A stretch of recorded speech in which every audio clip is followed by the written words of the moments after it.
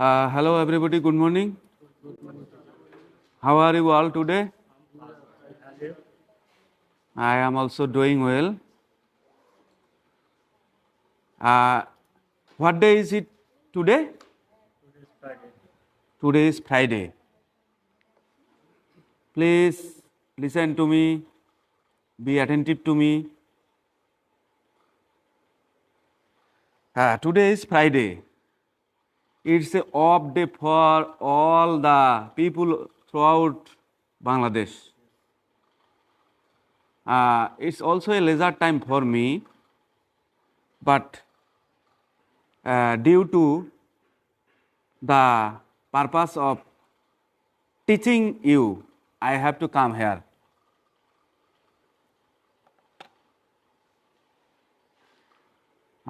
However, we are students of advanced certificate course. That's only the course only for 1 year, and it has two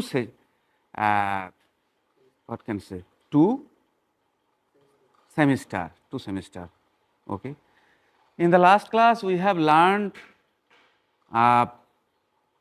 what can we say? We have learned dialogue writing, how to make a dialogue, how to communicate with one another through English language. Okay? We have tried our level best to question on that class and answer.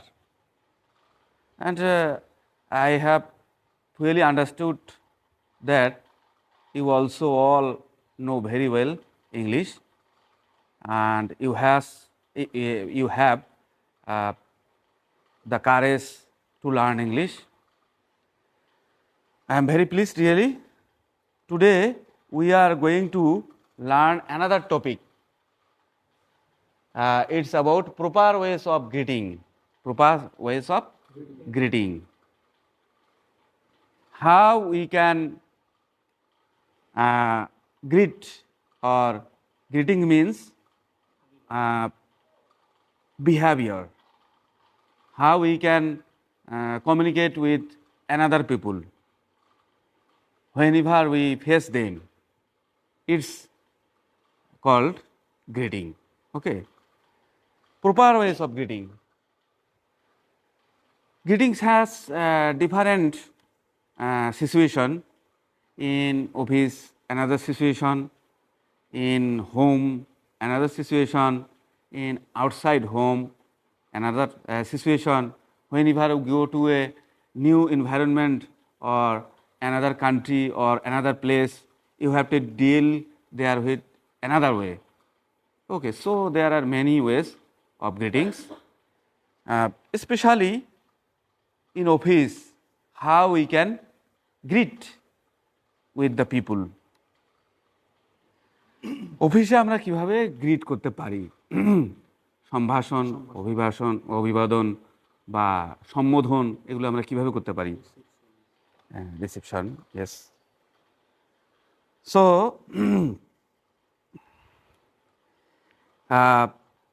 ইংরেজিতে সাধারণত informally সম্ভাষণ জানানো হয়। Informally, অনানুষ্ঠানিকভাবে সম্ভাষণ জানানো হয়।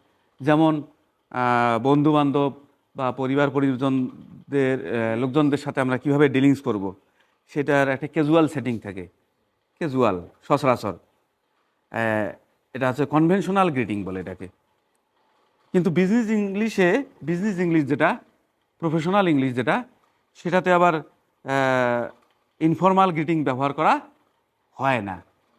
ওকে, তো formal গ্রিটিংগুলো কীভাবে ব্যবহার করতে হয় বা কী কী জিনিস থাকে আমরা এখন একটু জেনে নিই। ফর্মাল গ্রিটিংসগুলো সাধারণত হয় সচরাচর গুড মর্নিং, গুড আফটারনুন আর good evening. Yes, come. These are formal greetings. These greetings are separated with the time of day and night. দিনের বেলা আমরা একগুলো ব্যবহার করব, রাতের বেলায় এগুলোর মধ্যে একটা ব্যবহার করব। তাহলে good morning, good afternoon, good evening, এটাই ব্যবহার করতে পারি। it's nice to meet you or pleased to meet you. These are also formal greetings. Nice to meet you or pleased to meet you. আমরা জানি অর্থ, তাই না? মানে কি এর অর্থটা কি? হ্যাঁ, দেখা হয়ে ভালো লাগলো, খুশি হলাম, দেখা হয়ে খুশি হলাম। আর কি গ্রিটিংস হতে পারে? How do you do, how do you do, how do you do. এটার একটা রেসপন্স আছে, তাই না? হাউ ডু ইউ ডু, রেসপন্সটা কি হতে পারে? Fine, I do well, I am doing well, I am doing well. অথবা হাউ ডু ইউ ডু, এটা রেসপন্স করা যেতে পারে কিভাবে? আই এম ডুইং ওয়েল যেমন বললাম, তেমনি তাকেও একটা গ্রিটিংস জানানো যেতে পারে, তাকেও একটা এরকম করা যেতে পারে। And you, how do you do, again বলা যেতে পারে how do you do, and এটাই আর কি। তো এগুলো হচ্ছে ফর্মাল গ্রিটিংস। এরপর অ্যাপোলোজাইজিং, অ্যাপোলোজাইজ।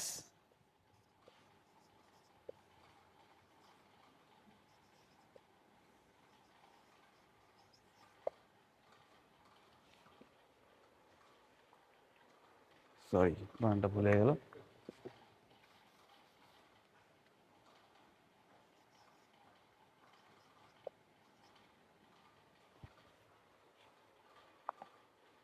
অ্যাপোলজি, আমরা অ্যাপোলজি কথাটার অর্থ জানি, তাই না? এর মিনিংটা জানি। অ্যাপোলজি মানে কি? Apology, pardon or beg pardon, যেটাকে আমরা বলি। অ্যাপোলোজাইজ মানে হচ্ছে ক্ষমা চাওয়া। কোনো একটা মিস্টেক হয়ে গেল, এটার জন্য আমরা কি করি? অ্যাপোলজি প্রকাশ করি, অ্যাপোলজি, এটাকে বলে অ্যাপোলোজাইজিং। এটাও একটা গ্রিটিংসের মধ্যে পড়ে, তাই না? মানে ফর্মালি আমরা এগুলো ব্যবহার করব যখন কোনো মিস্টেক হয়ে যাবে অফিসিয়ালি। বিজনেস কনভারসেশনে যে কোনো পরিস্থিতিতে কারো ক্ষেত্রে, কাস্টমার হোক, কো ওয়ার্কার হোক, বস হোক, এমপ্লয়িজ হোক, বা যারা আমরা একসাথে কো ওয়ার্কার, মানে একসাথে যারা কাজ করতেছি, এগুলোর ক্ষেত্রে প্রফেশনালি বিজনেস অ্যাপোলজি করার প্রয়োজন হতে পারে। যাক, অ্যাপোলজি করার কিছু পদ্ধতি আমাদের আছে। পদ্ধতিগুলো কি? Acknowledge the problem.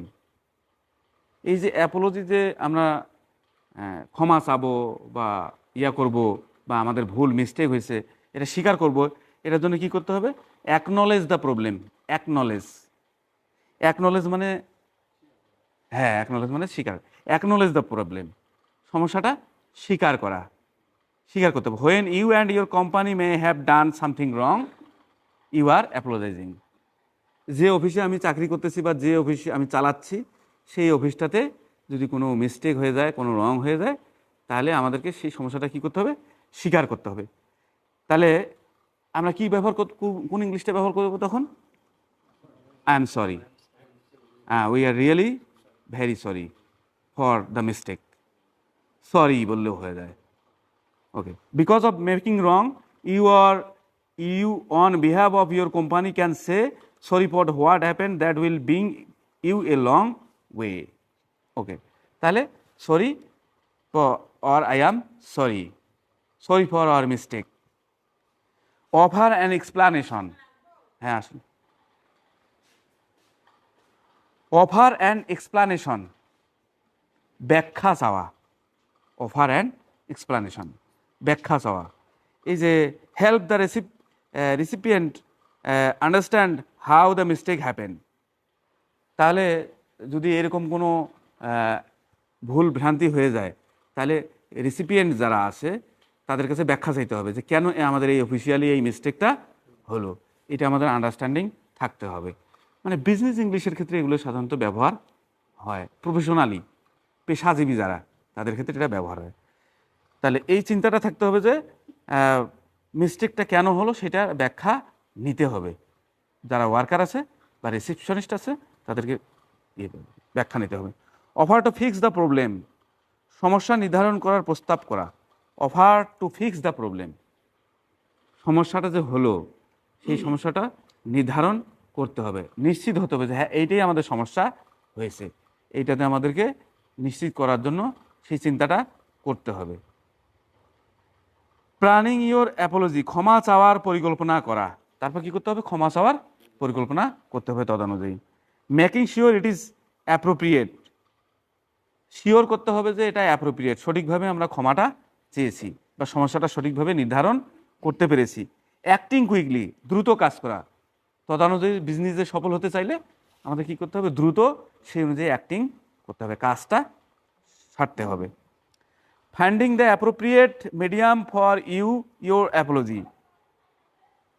Finding the appropriate medium, appropriate মানে কি? সঠিক। অ্যাপ্রোপ্রিয়েট মিডিয়াম, একটা অ্যাপ্রোপ্রিয়েট মাধ্যম খুঁজতে হবে যে কোন মাধ্যমে আমরা ক্ষমা চাইলে সেখানে আমাদের বিজনেসটাতে কোনো প্রবলেম হবে না, আমাদের অফিসের কোনো সমস্যা, অফিসিয়ালি কোনো সমস্যায় প্রবলেম হবে না, বা আমরা যে অর্ডারগুলো পেয়েছি সেই অর্ডারগুলো আমাদের লস হবে না। এটা হচ্ছে সঠিক চাওয়ার একটা মাধ্যমও। আমাদেরকে কিভাবে ক্ষমা চাবো, কোন দৃষ্টিকোণ থেকে ক্ষমা চাবো বা কার মাধ্যমে ক্ষমা চাবো, তাহলে সেটাও আমাদেরকে নির্ধারণ করতে হবে। Moving and offer apologising, moving on moving on after apologising. Moving on after, ক্ষমা চাওয়ার সাথে সাথে কি করতে হবে? দ্রুত এগিয়ে যেতে হবে, প্রসিড করতে হবে, সামনের দিকে এগিয়ে যেতে হবে, যে ক্ষমা চাওয়ার পর কীভাবে কাজটাকে এগিয়ে নিয়ে যাওয়া যায়। তো এগুলো কি হচ্ছে? এটা হচ্ছে অ্যাপোলোজাইজিং, এটা হচ্ছে কোনো ভুলভ্রান্তি হলে ক্ষমা চাওয়ার পদ্ধতি বা সেই ভুলগুলোকে নির্ধারণ করা। কো ওয়ার্কার যারা আছে, এমপ্লয়ি যারা আছে, বস আছে, তাদের কাছে বিষয়টাকে নিশ্চিত করে জানিয়ে দেওয়া আর কি। ওকে, তাহলে আমরা দুইটা বিষয় জানতে পারলাম, গ্রিটিংস, অ্যাপোলোজাইজিং। এরপরে আমরা নেক্সট জানবো ইমফ্যাথাইজিং।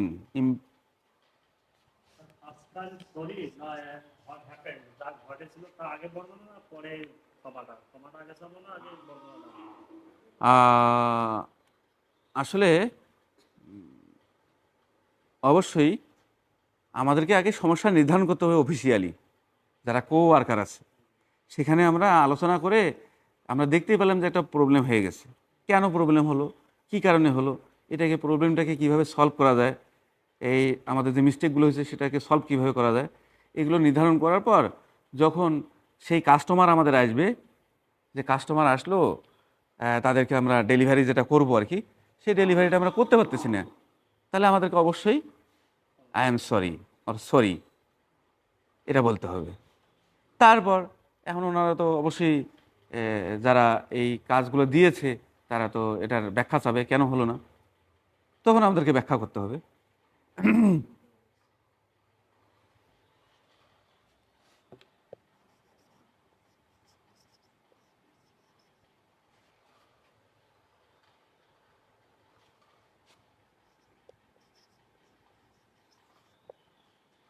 ইমপ্যাথাইজিং,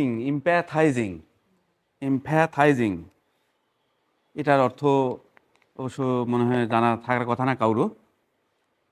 ইমফ্যাসাইজিং এটা আমরা জানি,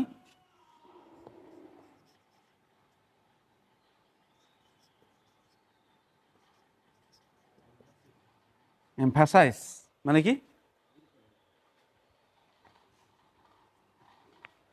ইমফ্যাসাইজ মানে জোর দেওয়া, ইমফ্যাসিস করা, ঠিক আছে, জোর দেওয়া। আর ইমফ্যাথাইজিং এর মানেটা হচ্ছে সহানুভূতি, সহানুভূতি প্রকাশ করা, সহানুভূতি।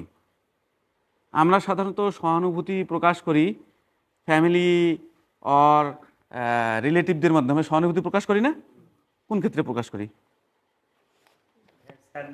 পরিবারের মধ্যে কেউ অসুস্থ হয়ে গেছে, তাহলে আমরা সহানুভূতি প্রকাশ করি, তাই না? ওকে, ঠিক হয়ে যাবে। হ্যাঁ হ্যাঁ, সিম্প্যাথি মানেও হচ্ছে সহানুভূতি, সিম্প্যাথি, ইয়েস, সিম্প্যাথি মানে সহানুভূতি। তাহলে এই সহানুভূতিগুলো আমরা পারিবারিকভাবে বা রিলেটিভদের মাধ্যমে বা বন্ধুদের মাধ্যমে কিন্তু প্রকাশ করি সচরাচর। ঠিক হয়ে যাবে সব, নো, মানে কোনো চিন্তা করার দরকার নেই। রোগ যখন আছে, রোগ থেকে মুক্তিও মিলবে। আমরা সচরাচর এগুলো করি। বাচ্চারা বা আমাদের সন্তানরা যদি এরকম কোনো কোথাও আঘাত লাগে, কষ্ট পায়, তাহলে আমরা সহজেই সহানুভূতি প্রকাশ করি, কিন্তু তাদেরকে সান্ত্বনা দেই আমরা। সহানুভূতি বা সান্ত্বনা দেওয়া, তাই না? এই ইমপ্যাথাইজিং, এটা অফিসিয়ালি কিভাবে ইমপ্যাথাইজিং করতে হবে, কিভাবে আমরা এই সহানুভূতি প্রকাশ করব, তার একটা আমাদের মধ্যে আগে একটা বোঝাপড়া থাকতে হবে। Empathising means understanding another person's feelings and experience. Empathising এর মানে হচ্ছে অন্য যে ব্যক্তি যারা আছে তাদের ফিলিংসগুলো, অনুভূতিগুলো আর এক্সপিরিয়েন্স, তাদের যে অভিজ্ঞতা আছে সেগুলোতে কি করা, হ্যাঁ, আন্ডারস্ট্যান্ডিং, তাদের অনুভূতিগুলো আর তাদের অভিজ্ঞতাগুলো বুঝতে চেষ্টা করা, এটা হচ্ছে সহানুভূতি। Specially because you have been in a similar situation. বিশেষত তুমিও হয়তো এই ধরনের সিচুয়েশনে কখনো না কখনো পড়ছো বা পড়বে। সুতরাং ওই রকম যদি কোনো সিচুয়েশন হয়ে যায়, যারা অন্য ব্যক্তি আছে তাদের অনুভূতিগুলোতে আমাদের কি করতে হবে, সহানুভূতি প্রকাশ করতে হবে। তাদেরও অনুভূতির দাম আছে। সাপোজ আমরা আমাদের এখানে দুইটা ধর্ম বেশি আছে, দুই ধর্মের লোক, মুসলমান আর হিন্দু, তাই না? এখন হিন্দুদের ওরা মূর্তি পূজা করে, ওরা নানা রকম কাণ্ড কীর্তি করে বেড়ায়, শোভাযাত্রা করে বেড়ায়, নাচ গান করে বেড়ায়, তাই না? নানা রকম করে না? আমরা কি করি অনেক সময়, এটাকে আমরা যারা ভিন্ন ধর্মাবলম্বী আছি তারা এটাকে ঘৃণার চোখে দেখি বা অবজ্ঞা করি বা মনে করি যে তাদের মধ্যে কোনো জ্ঞানই নাই, তারা বুদ্ধিহীন, বিবেকহীন, এগুলো মনে করি। কিন্তু আসলে কি তাই না? আসলে তাদের ক্ষেত্রে তাদেরও অনেক মেধা আছে, বুদ্ধি আছে, তারাও তাদের ধর্ম অনুযায়ী, তাদের ধর্মের বাণী অনুযায়ী তারাও কাজ করে। তো আমরা এই ফিলিংসগুলো বুঝতে চেষ্টা করি না, আবার আমাদের ফিলিংসগুলো তারা বোঝার চেষ্টা করে না। যেমন ধরো আমাদের এক কলিগের আজকে ছেলের খাতনা, মুসলিম কলিগ, খাতনা, দাওয়াত। তো দাওয়াত বাড়িতে সবাইকে কি করা হয়েছে, নিমন্ত্রণ করা হয়েছে। সেখানে আমাদের কলিগদের মধ্যে মুসলিমও আছে, হিন্দুও আছে, তাই না? সব ধর্মের আছে। তো কি হলো যে কলিগ বা যাই দাওয়াত করুক না কেন, সবাইকে করা হয়েছে। তো এখানে অবশ্যই আমাদেরকে মনে রাখতে হবে যে যারা আমাদের হিন্দু ধর্মের লোকজন আছে তাদের জন্য আলাদাভাবেই রান্নাবান্না করা হয়, বা তাদের যাতে অনুভূতিতে কোনো আঘাত না লাগে এই চেষ্টাটুকু করা হয়। তদুপরি দেখা যায় যে অনেকেই আছে ওই ধর্মের মধ্যে যারা আবার এটাকে কী হিসাবে নেয় যে না, ওরা যে পাক করতেছে, কি করতেছে, ওরা কোনো অ্যামেলমেন্ট করছে কিনা, ওরা আমাদের অনুভূতিতে কোনো আঘাত লাগাবে কিনা। ফলে কি হয়, ওরাও প্রস্তাব করে বসে। যখন এদেরকে বলা হয় যে আপনারা তাদের জন্য আলাদা করবেন, ওদের ধর্মাবলী ধর্মের যারা লোকজন আছে তাদের মাধ্যমে রান্না বান্না করবেন, এইভাবে আমরা প্রস্তাব দেওয়ার পরেও দেখা যায় যে অনেকে আপত্তি করে যে না, আমরা নিজে দেখবো সেখানে কীভাবে রান্নাবান্না হচ্ছে, নতুবা খাবো না। ঠিক আছে, এই যে ফিলিংসগুলোর দাম দেওয়া হয় না, মানে সহানুভূতি প্রকাশ করা হচ্ছে না, এটা কিন্তু একটা বড় প্রবলেম। তো অফিসিয়াল ক্ষেত্রেও আমাদেরকে এই মানে অন্যের অনুভূতি, অন্যের অভিজ্ঞতা, এগুলোকে আমাদেরকে সহানুভূতি প্রকাশ করতে হবে। যাক, কিভাবে, the real goal of customer service is to provide a positive experience that people associate with your company. মূল লক্ষ্যটা হলো, গোল মানে কি, গোল মানে লক্ষ্য, আসল লক্ষ্যটা হলো যে এই কাস্টমার সার্ভিসের যারা আমরা সার্ভিস দিব বিজনেসে, আমরা কাস্টমার সার্ভিস দিচ্ছি, তো প্রোভাইড এ পজিটিভ এক্সপিরিয়েন্স, একটা ভালো অভিজ্ঞতা তাদেরকে দেওয়া, যে এই কোম্পানি যে ভালো কাজ করতে পারে, এখানে যে ভালো কাজ হয়, প্রফেশনালি ওয়ার্ক হয় সব কিছু, এখানে যে কোনো মানে ব্যথায় ঘটানো হয় না, সেই অভিজ্ঞতাগুলো কি করতে হবে, তাদেরকে শেয়ার করতে হবে। Make helpful suggestions beyond your initial question. Make helpful suggestion, helpful suggestion, সহযোগিতাপূর্ণ পরামর্শ দিতে হবে তাদেরকে এই ক্ষেত্রে। Through stories customers prospective can be captured. Through stories customers prospective can be captured. Stories গল্পের মাধ্যমে, কাজের মাধ্যমে তাদেরকে কি করতে হবে, আমাদেরকে এই প্রসপেক্টিভগুলো, কাজগুলো দেখাতে হবে, সরাসরি দেখাতে হবে। Listening is another critical element to empathy. Empathy করার আরেকটা জটিল পদ্ধতি হলো কি করা, লিসেনিং। অন্যের কথাটাকে গুরুত্ব সহকারে লিসেন করা, শোনা, তাদেরও বিষয়গুলো শুনে নেওয়া, যে আসলে কারো সহানুভূতি প্রকাশ করতে গেলে তার কথাগুলো শুনতে হবে। এখন আমি আমার মতো বক্তব্য দিয়ে যাচ্ছি, কারো কথা শুনতেছি না, তাহলে এটা সহানুভূতি প্রকাশ হচ্ছে না। ওকে, তাহলে আমরা কয়টা বিষয় জানলাম? অ্যাপোলজি, গ্রিটিংস, এমপ্যাথাইজিং, শোয়িং গ্র্যাটিটিউড অথবা শোয়িং গ্র্যাটিটিউড।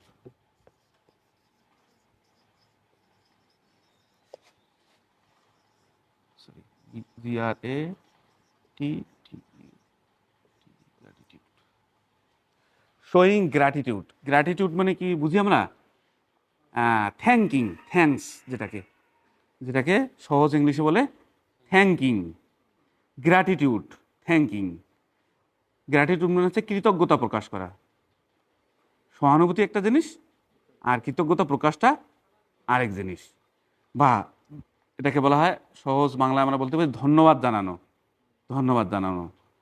বিজনেস কমিউনিকেশনে কৃতজ্ঞতা দেখানো বা থ্যাঙ্কিং বা ধন্যবাদ জানানো রিলেশনশিপ বিটুইন টু পার্টিস সমুন্নত বা ডেভেলপ করে। তাহলে দুইটা পার্টি যখন থাকে, সেই দুইটা পার্টির মধ্যে সমুন্নত সম্পর্ক, ভালো সম্পর্ক, সুসম্পর্ক, এটা বজায় রাখার জন্য কি করতে হয়? থ্যাঙ্কিং জানাতে হয় অথবা গ্র্যাটিটিউড প্রকাশ করতে হয়। অর্থাৎ এই স্কিলটির উপর কাস্টমার সার্ভিসের কোয়ালিটি প্রদর্শন করা যায় এবং বিজনেস রিলেশন সুদৃঢ় করা যায়। যা হোক, বিভিন্ন ক্ষেত্রে বিভিন্ন প্রতিষ্ঠানে এবং বিভিন্ন ব্যক্তি বা বিভিন্ন পদে অধিষ্ঠিত পার্সনকে থ্যাঙ্কিং জানানো যেতে পারে। তাহলে আমরা থ্যাঙ্কিংটা জানাবো কিভাবে? যেটা যে ক্ষেত্রে দরকার। Suppose, thank you letter to print and mail. এই যে স্যার, আমাদের কলেজে আসলাম আমরা, এসে স্যারের কাছে টেস্টমোনিয়াল চাইলাম, টেস্টমোনিয়াল চাওয়া হলো। তো স্যার বা আমাদের অফিস কী করলো, কলেজের কর্তৃপক্ষ, কাস্টমার সার্ভিস, এটাও কাস্টমার সার্ভিস বলা যেতে পারে, যদিও এটা বিজনেস ইয়ার মধ্যে, এডুকেশনের মধ্যে পড়ে, তাই না? তাহলে তারা কি করবে, এগুলোকে প্রিন্ট করবে বা এটাকে লিখবে, সেটাকে সুন্দর করে আমাদের হাতে ধরাই দিবে। তখন আমরা কি বলবো?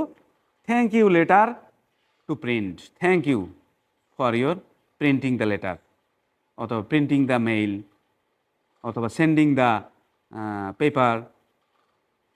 Thank you letter for a vendor, thank you letter for a colleague, thank you letter for networking, thank you letter for job search.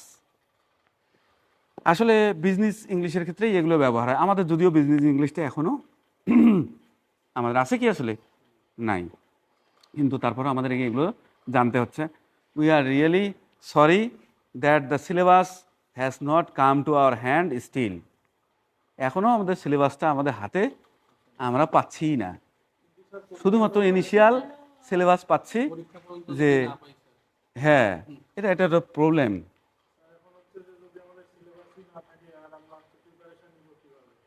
হ্যাঁ, ওই একটা আইডিয়া করা হচ্ছে যে এইগুলোর মধ্যে থাকতে পারে। আমি মনে হয় সেদিন জিনিস নিয়েছিলাম, এটা দেখি। এখানে একটা সিলেবাস প্রকাশ করা হয়েছে, কিন্তু এটা একেবারেই মানে বোধগম্য না। লেখা আছে এখানে, আমি সিলেবাসটার কথা বলি।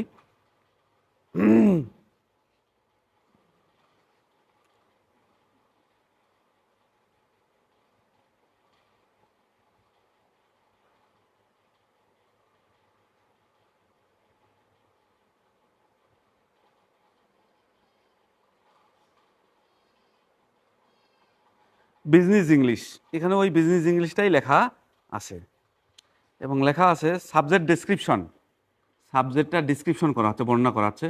The main focus of business English is to improve the English language by using the right vocabulary and expressions for soft skills, speaking and writing skill.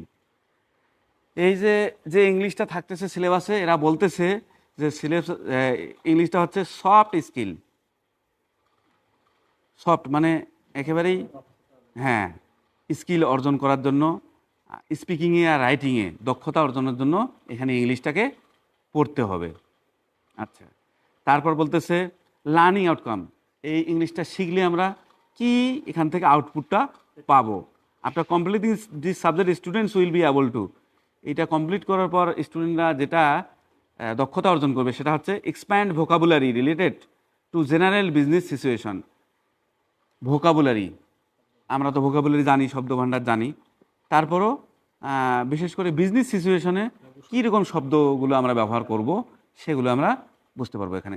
তো সেই অনুযায়ী আমরা তো এই বিজনেসের ইংলিশ কিছু আমরা এখানে ভোকাবুলারি জানতে পারলাম, গ্র্যাটিটিউড, গ্রিটিংস, আসলে ওইভাবেই করতেছি আমরা। Develop basic skill to deal with people in the work place and business situation. Develop speaking skill in different situation. Speaking, কথা বলার মতো দক্ষতা আমাদেরকে অর্জন আমরা বিভিন্ন পরিস্থিতিতে করতে পারবো। Develop writing skill in business, বিজনেসে যে লেখাগুলো লিখতে হয়, যে লেটারগুলো লিখতে হয়, যে কি বলে এটাকে, আমাদেরকে চার্ট করতে হয়, তালিকা তৈরি করতে হয়, সেগুলো গ্রাফ, এগুলো আমরা এখানে ইংলিশে শিখতে পারবো, এগুলো দক্ষতা অর্জন হবে। অ্যান্ড ডিটেল সিলেবাস, ডিটেল সিলেবাসের সফট স্কিলটা কী জিনিস এখানে লেখা আছে, work in a team environment, team এনভায়রনমেন্টে কাজ করতে হবে। একটা টিম কাজ করতেছে, সেই টিম এনভায়রনমেন্টে আমরা কীভাবে কাজ করে ইংলিশের দক্ষতা বাড়াবো। That's we are doing here in the class, যেটা আমরা ইংলিশ ক্লাসে যেগুলো করতেছি গত কয়েকটা ক্লাস থেকে, যে আমরা টিম হিসাবে একটা কাজ করতেছি, তাই না? সবাই আমরা রেসপন্স করতেছি বা কোশ্চেন করতেছি বা অ্যান্সার করতেছি, এইটা হচ্ছে একটা টিম ওয়ার্ক। তো সফট স্কিলটা এভাবেই অর্জিত হবে। Demonstrate work values, practice demonstrate work values, practice career professionalism and integrity in the workplace. কাজের যে মূল্যায়ন, কাজের যে মূল্যায়নটা করা, সেই মূল্যায়নটা আমরা সেটা করতে পারবো, এই ইংলিশটা আমরা সফট স্কিল অর্জন করতে পারবো এখানেই। এভাবেই যদি আমরা প্রফেশনালিজমভাবে, পেশাগতভাবে যদি আমরা কাজ করি, আর যদি যৌথভাবে কাজ করি, ইন্টিগ্রিটিভাবে কাজ করি। Maintain health and safety procedures in the workplace, তারপর স্বাস্থ্য সুরক্ষা, নিরাপত্তা, এগুলো আমরা নিশ্চিত করতে পারবো এই ইংলিশটা জানলে। Maintain personal manner in the workplace, personal manner, ব্যক্তিগতভাবে যে আমাদের আচার আচরণগত বিষয়গুলো, সেগুলো আমরা এখানে মেনটেন করা শিখবো ক্লাসের মাধ্যমে। এগুলো হচ্ছে সফট স্কিল গেল। স্পিকিং স্কিল, কথা বলার দক্ষতা আমরা কীভাবে অর্জন করব ইংলিশে, সেটা বলা হচ্ছে। Interpret the meaning of given words, improving vocabulary skill. কথা বলার দক্ষতা অর্জন করা যেতে পারে, ফার্স্ট যেটা লাগবে ভোকাবুলারি, মিনিং। যেমন এখানে আমাদের বলা হলো এমপ্যাথাইজিং, ওই যে উনি বললো, কি বললো, সিম্প্যাথি, তাই না? এই যে সেম ওয়ার্ডগুলো আমাদেরকে ভোকাবুলারিটা রপ্ত করতে পারলেই আমরা, হ্যাঁ, এটা ইংলিশে দক্ষতা অর্জন করতে পারবো। Speaking on a specific situation, একটা নির্দিষ্ট সিচুয়েশনে স্পিকিংটা কিভাবে করা যেতে পারে, এটা নির্দিষ্ট অবস্থায়, এটা অফিসে কিভাবে করা যেতে পারে, দুই ফ্রেন্ডের মধ্যে কিভাবে করা যেতে পারে, ক্লাসের মধ্যে কিভাবে করা যেতে পারে, ডক্টর অ্যান্ড পেশেন্টের মাধ্যমে কিভাবে করা যেতে পারে, সেগুলো আমরা বিভিন্ন সিচুয়েশনে এভাবেই যদি প্র্যাকটিস করি তাহলে করতে পারবো, স্পিকিং করতে পারবো।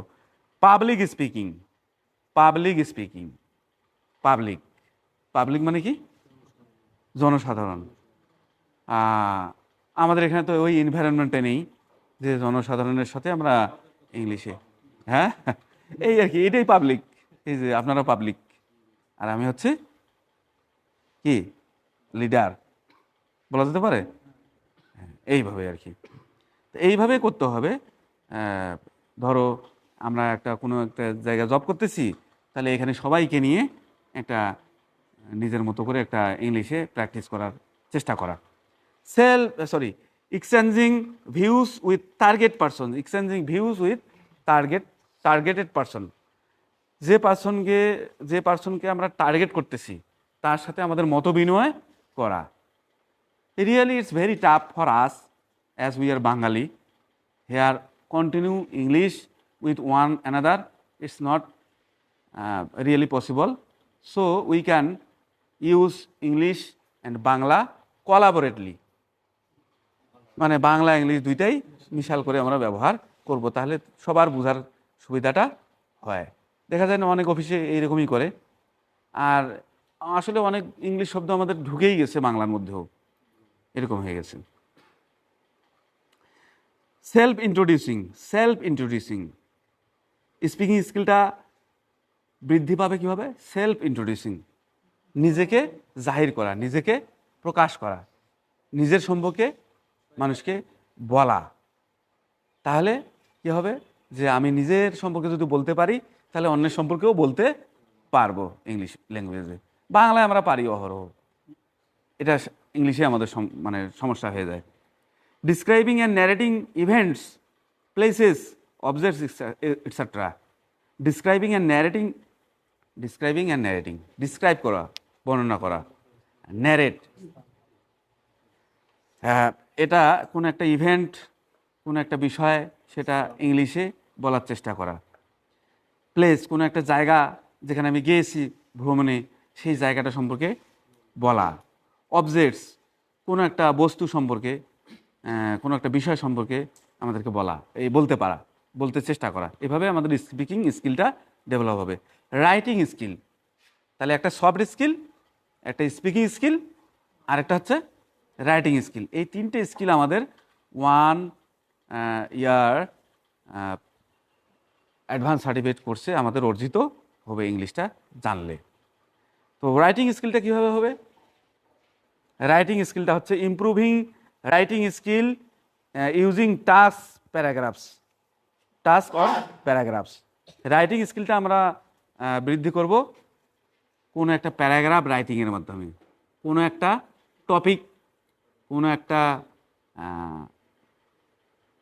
স্টোরি, কোনো একটা গল্প, এগুলো লেখার মাধ্যমে আমরা করব।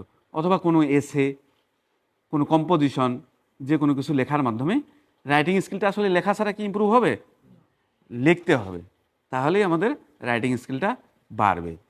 কোনো একটা স্মল সাবজেক্টকে ওর একেবারে তুচ্ছ একটা বিষয়কে সেটাকে টেনে হিসড়ে বাড়ানো, সেইভাবেই আমাদের রাইটিং স্কিল বাড়বে। ও বিজনেস লেটার কীভাবে লিখতে হয় তার কৌশলগুলো রপ্ত করার মাধ্যমে আমরা লেখার দক্ষতা বাড়াবো। বিজনেস ইমেইলগুলো কীভাবে লিখতে হয়, কম্পোজ করতে হয়।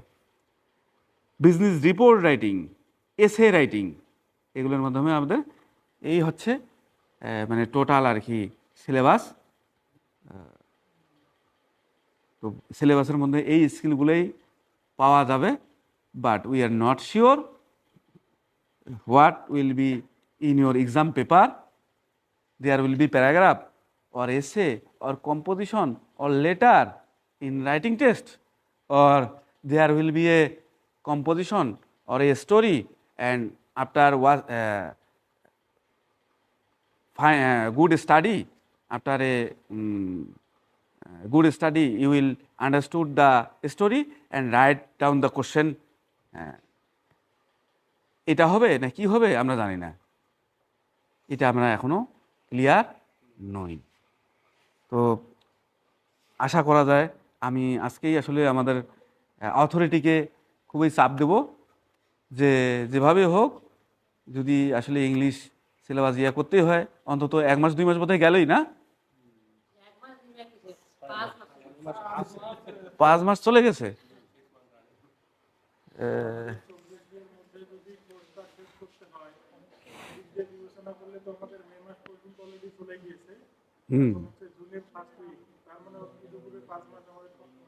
চলে গেছে।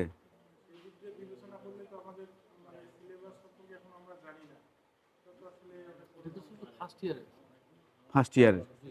ফার্স্ট ইয়ার সেকেন্ড ইয়ার, মানে ফার্স্ট ইয়ার সেকেন্ড ইয়ার তো বলা যাচ্ছে না, এটাকে কি বলতেছে? হ্যাঁ, semester, first semester second semester. ওই ফার্স্ট সেমিস্টারের সিলেবাসও দেখছি একই, ওই সেকেন্ড সেমিস্টার সিলেবাস ওই একই দেখি। মানে এখানে যেটা আমি মোবাইলের মাধ্যমে যেটা নিচ্ছি আর কি। ইংলিশ পরীক্ষা 2বার হবে, পরীক্ষা 2বার হবে। হ্যাঁ,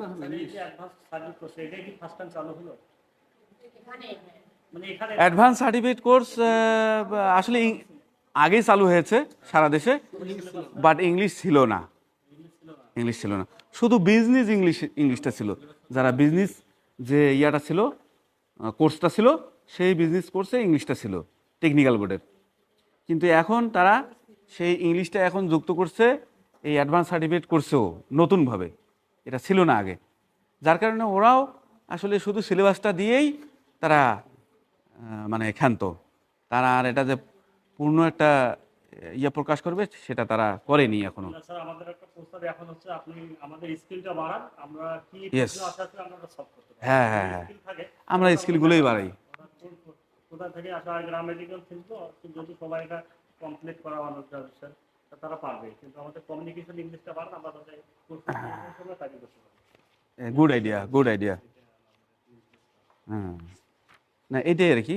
আমরা এই জন্য এখানে যেভাবে সিলেবাসটা বলতেছে যে স্কিল আমাদেরকে বাড়াইতে হবে, সেটা সফট স্কিল বাড়াইতে হবে, স্পিকিং স্কিল বাড়াইতে হবে, আর রাইটিং স্কিল বাড়াইতে হবে।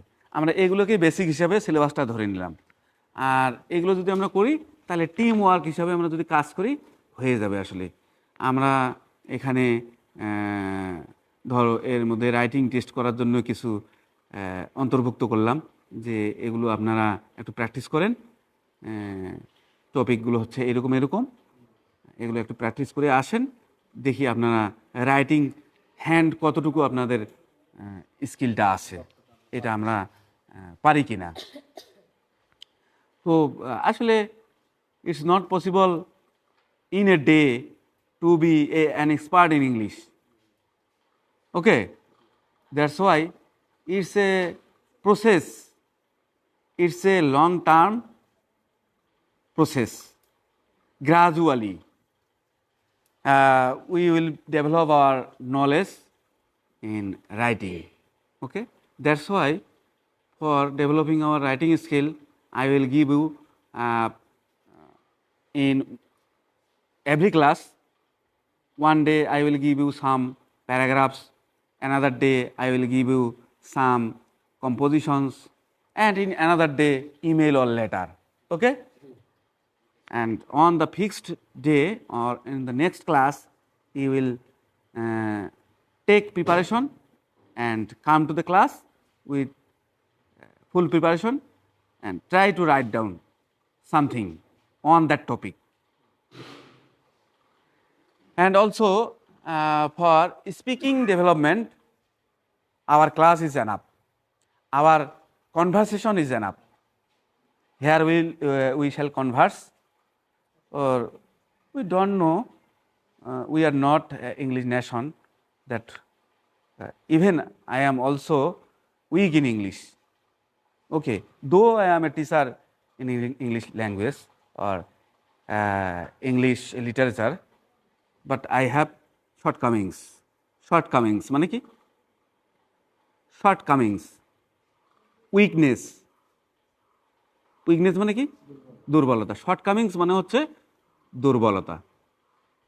মানে এগুলো থাকবেই আমাদের, যেহেতু আমরা কোনো ইংরেজ ন্যাশনের পেট থেকে বের হইনি, ওই রকম সিচুয়েশন আমাদের ছিল না। সুতরাং এগুলো হতেই পারে, mistake is not a matter. আমরা স্যারের সামনে আসবো, স্যার এটা পড়া দিছে ইংলিশের তো জানি না, তাহলে কেমন হবে, লজ্জার বিষয় হবে। তার চেয়ে বরঞ্চ স্যারের ক্লাসে আজকে না যাই, এরকম না করে যা পারবো সেটাই আমরা লেখার চেষ্টা করব, তাহলেই আমাদের দক্ষতা বাড়বে। তাহলে স্পিকিংয়ের ক্ষেত্রে আমরা English communication is not grammatical rule, মানে writing skill must be grammatical. Of course মানে লজ্জাস্বর বাড়ানো বলতে পারি। হ্যাঁ হ্যাঁ, স্পিকিংয়ে ভুল হতেই পারে, কোনো ব্যাপার না। আর রাইটিংয়ের ক্ষেত্রে গ্রামাটিক্যাল মেনটেন করতে হয়। But in spite of this, the situation has changed. One of my teachers who has taught me English grammar when I was in class 7 or class 8.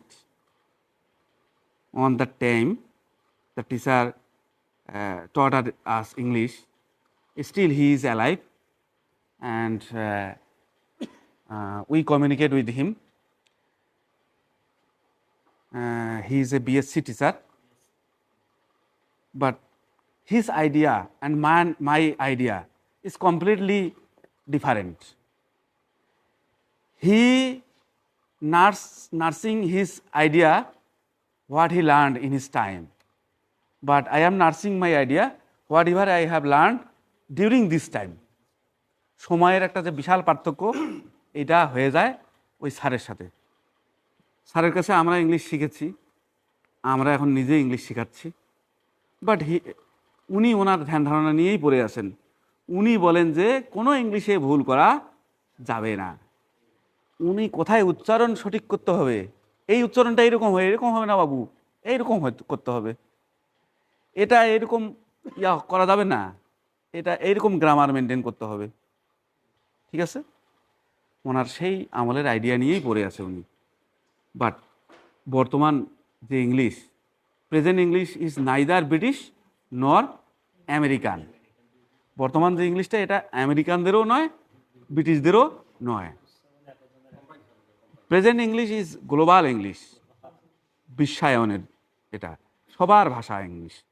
English ছাড়া আসলে যোগাযোগ করাই অসম্ভব।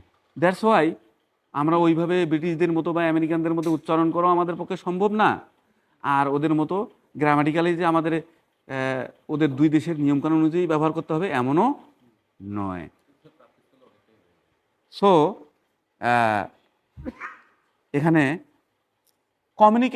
Communication is a matter. যোগাযোগটাই হচ্ছে একটা ব্যাপার। যোগাযোগ করতে পারতেছি কিনা সেই ইংলিশ দিয়ে। I have known many persons who are completely ignorant. আমি অনেক ব্যক্তিকে চিনি যারা পুরোপুরি মূর্খ ছিল, but today they are in higher position. আজকাল তারা অনেক বড় জায়গায় অধিষ্ঠিত হয়েছে। How it's possible? It's possible because of his knowledge. তার জ্ঞানের জন্যই এটা সম্ভব হয়েছে। অজ্ঞ, মূর্খ, অশিক্ষিত, অথচ he is speaking with the Americans, with the Chinese, with the Indian, all পিপুল। সবার সাথেই সে ইংলিশে যোগাযোগ করতে পারতেছে। তাহলে কিন্তু সে হাতে কলমে নেয়নি কখনো, তাহলে কীভাবে যোগাযোগ করতেছে? সে কি গ্রামার শিখছে? এবং এইভাবেই তার বিজনেস চালিয়ে যাচ্ছে। দেখা যাচ্ছে তারা আজকে শত শত হাজার হাজার কোটি টাকার মালিক হয়ে গেছে। আমার জানা, আমি দেখেছি, তারা আমাকে যথেষ্ট শ্রদ্ধাও করে, এমনকি আমার চেয়েও তারা ইয়াং। ঠিক আছে, তো এইটাই হলো বিষয়। এটার জন্য আসলে আমাদেরকে শুধু মেন্টালিটি, মানসিকতা লাগবে যে হ্যাঁ, আমার বড় হতে গেলে আমার কি কি যোগ্যতা থাকা দরকার। হাউ টু ডিল উইথ পিপুল, কীভাবে মানুষের সাথে আমাকে ডিল করতে হবে, মানে কোন সিচুয়েশনে, কোন পরিস্থিতিতে আমি কিভাবে ডিলিংস করলে আমি সেই কাজটা হাতে পাবো, তাকে আমার মতের মধ্যে আনতে পারবো। তো দেখা যাচ্ছে যে ইংলিশ ল্যাঙ্গুয়েজটাও তার পরিস্থিতি অনুযায়ী সে চিন্তা করছে যে ওদের সাথে আমার যোগাযোগ করতে গেলে উপায় নেই, হ্যালো, হাই হ্যালো বলেই শুরু হয়ে গেল প্রথম। তারপর সে আস্তে আস্তে ভালো বা মন্দ, গুড ব্যাড এগুলোই শিখলো। আস্তে আস্তে ওই চায়না ওরা যে খুব ভালো ইংলিশ জানে এমনও নয়, তারাও এরকম দুই একটা ইংলিশ ব্যবহার করেই অন্য ভাষাভাষী লোকদের সাথে যোগাযোগ করার চেষ্টা করে। তো এইভাবেই আসলে কমিউনিকেশনটাই ম্যাটার, যোগাযোগটাই হচ্ছে ব্যাপার। এই জন্যই বলা হচ্ছে যে English learning is very essential to be a competent person in this present global world. এই বিশ্বায়নের যুগে আমরা যদি একজন যোগ্য ব্যক্তি হতে চাই, টিকে থাকতে চাই, তাহলে আমাদেরকে ইংলিশ ল্যাঙ্গুয়েজটা আমাদেরকে শিখতেই হবে, জানতেই হবে। However, for the next class, I will suggest you some paragraphs. Okay? আমি কিছু প্যারাগ্রাফ আপনাদেরকে আগামী ক্লাসের জন্য সাজেস্ট করব, যেগুলো আপনারা পড়ে আসতে পারেন।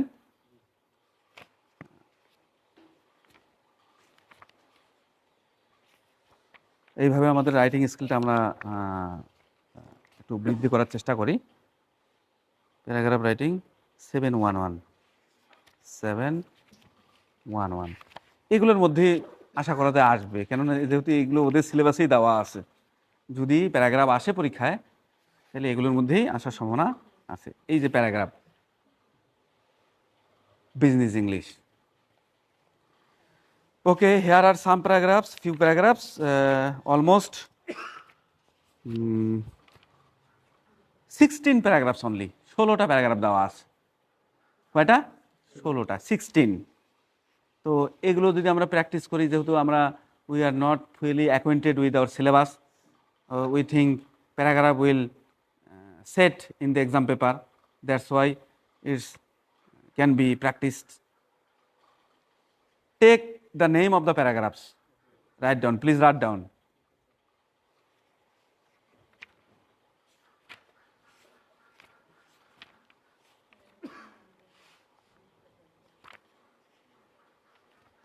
At first, take business English.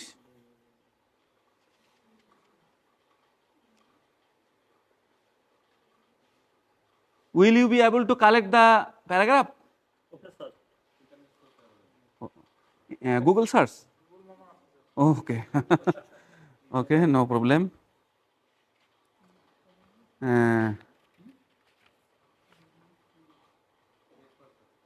How to learn English?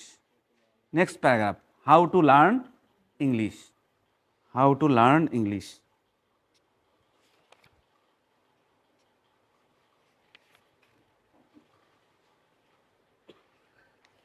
And another paragraph, importance of learning English. Importance of learning English. How to learn English, কিভাবে আমরা ইংলিশ শিখব।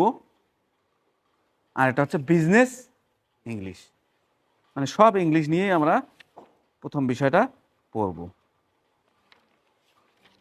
আরও কি এনি মোর প্যারাগ্রাফ? আরও বেশি দেবো কি? না, প্রথমে আগে আমরা অল্প করেই পড়ি, বেশি চাপ নেওয়া যাবে না, এটুকুই পড়ি। Okay, this is writing skill. এভাবে আমরা রাইটিং স্কিলটা বাড়াবো। আর speaking skill and soft skill, it will be practice. Done in the class or outside the class. Okay?